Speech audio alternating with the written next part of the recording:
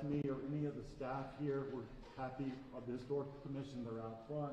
We're happy to answer any questions you have about those projects and learn more about them. And the second is a double-sided handout. On one side, you'll see it talks about Nashville Sites. That's nashvillesites.org. It's a mobile-friendly website that works like an app, allows you to take free and ad-free theme-based tours on Nashville's history and culture. And what we've highlighted are 13 tours that were in community. So if you haven't checked that out, please check that out. You can take those in person, or you can take them remotely on your laptop. And I'll also add there is beyond the 13 tours you see there, there's a 14th tour coming soon on Black architecture that focuses on the McKissick and McKissick architects and their work around the city. If you look on the other side of that handout, you'll see an RSVP for an event that's in 2 weeks. That's a 2-day event that's hosted by Belmont University, Fisk University, and Queen's University Belfast. It is a peace summit. This is a free event. There's some incredible speakers lined up for this 2-day event at both those universities, Fisk and Belmont. And you just see a QR code there, as there are for others. If you'll scan that, all you need to do is register for that, and you can go to that. Again, that's not to be missed. It's the Peace Summit, a reflection on the past, hope for the future, and a call to action.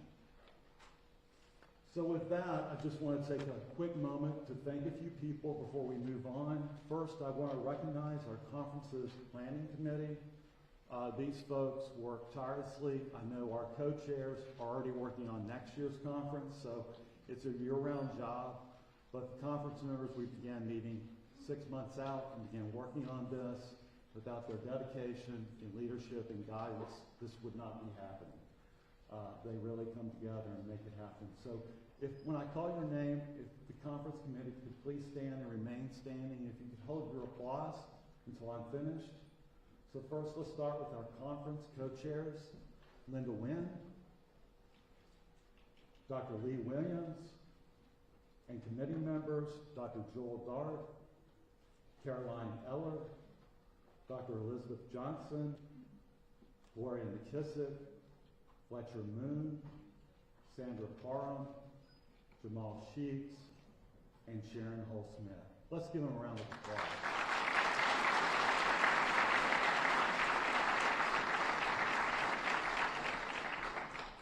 I'd like to quickly recognize the Metro Historical Commission members that are here with us today.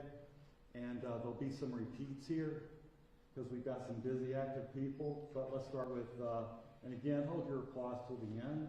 Chair Linda Wynn, Vice Chair Laura Rose, Commissioners Renee Bell, John Bridges, Dr. Don Cusick, Dr. Erica Hayden, Jim Hubler, Dr. Jane Landers, Dr. Bill McKee, Sandra Parham, and Dr. Marissa Richmond. Let's thank them.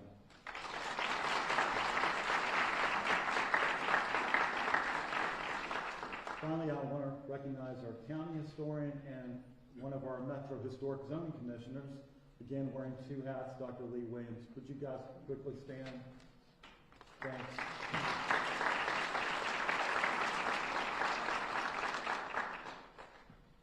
Well, with that, we're honored to have Mayor Freddie O'Connell with us here this morning.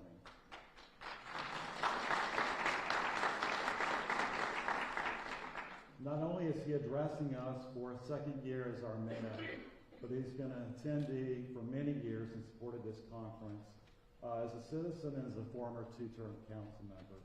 So it gives me great pleasure to thank him for his support and welcome him to the stage. Mayor O'Connell.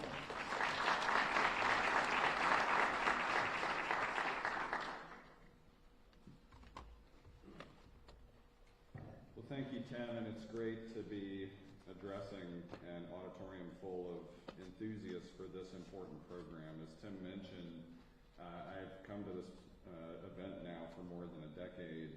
I think I just discovered it from a flyer at some point, but this is the 44th year of the Nashville Conference on African American History and Culture. And can we all thank the people that Tim just named for helping make it planning committee, you heard about Linda Wynn, Lee Williams, but I also want to thank Tennessee State University and the Avon Williams campus for hosting us and TSU's College of Liberal Arts for co-sponsoring the event with the Metro Historical Commission. Will you all help me thank TSU?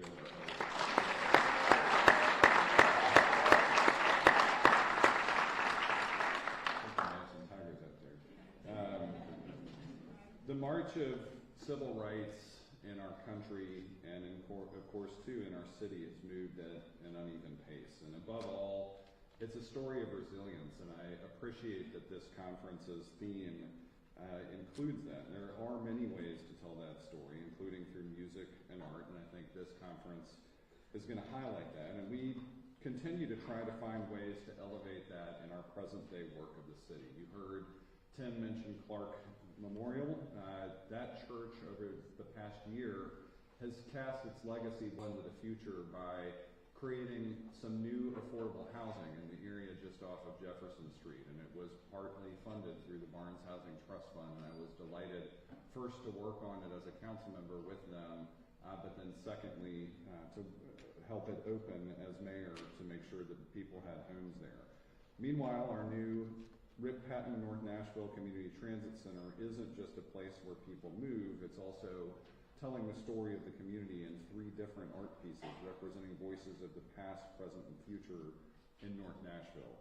Downtown at Wego Central, we've got a beautiful new mural by the team at Creative Girls Rock that honors Elizabeth Duff, Nashville's first Black female bus driver. That story of resilience isn't one story, but many, and they're all around us, including those who have been a part of them in this auditorium and those who continue to tell them.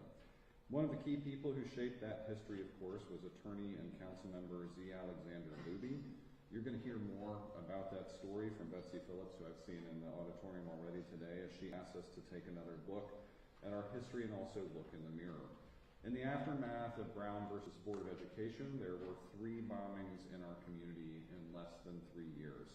Hattie Cotton Elementary School in 1957, the Jewish Community Center in 1958, and Z. Alexander Luby's home in 1960.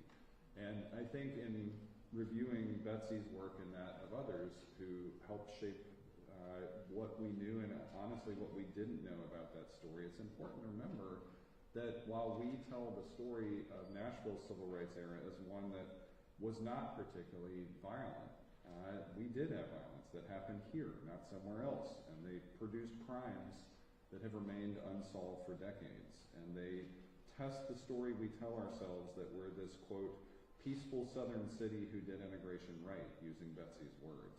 So there is more to that story. It is an open question, and we find ourselves tested again by new challenges with an old theme, but in that particular case, the story isn't over. After Betsy's book was published, I asked our Metro Nashville Police Department to create a specialized investigative division of their cold case unit to focus on these unsolved bombings. Their review of the Luby bombing is near complete, and I'm looking forward to being briefed and sharing the findings. This exercise has been such an important reminder of why history matters, because whether by malice or mistake, omission is a form of censorship. Where you see banned books or attempts to sanitize the past, it's ultimately people battling over stories. And this conference does so much to elevate stories that maybe have not been elevated in the right ways. You can find almost 200 of them now in a compilation of profiles from this conference over the past 40 years at the website. And if you haven't reviewed it, it's worth a look, ncaahc.org. If you click on book in the navigation at the top right, you will find those profiles collected and the work that has gone into this conference for now multiple decades. And one of the people central to the importance of this conference is one of our best storytellers and historians in the city, who happens to also be a co-founder of the conference. Ladies and gentlemen, will you help join me in welcoming Linda Wynn from the Tennessee Historical Commission.